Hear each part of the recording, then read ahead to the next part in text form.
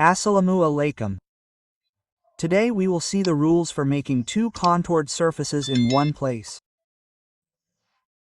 The rules for making what I call joint combined. Let's start. First, I will open Civil 3D, since I have made two surfaces. Now if I see how the two surfaces actually look, then I will understand first.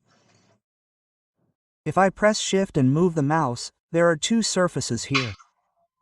One surface above, one surface below.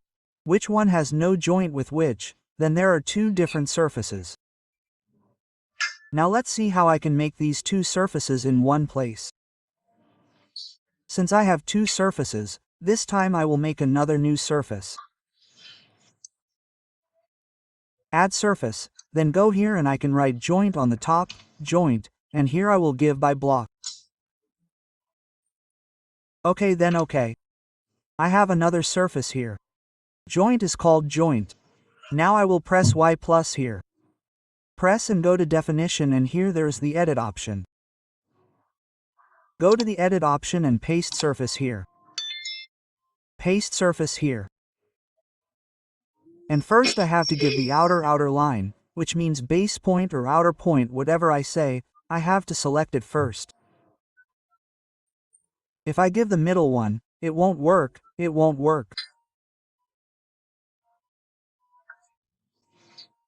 So first of all, since I have base and outer in it, then I will select surface 1 and again go to paste surface and select surface 2 here and do OK.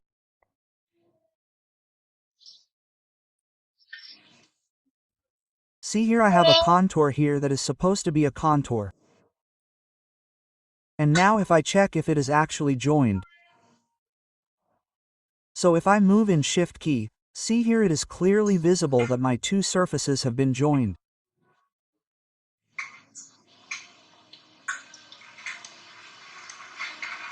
So this was the video.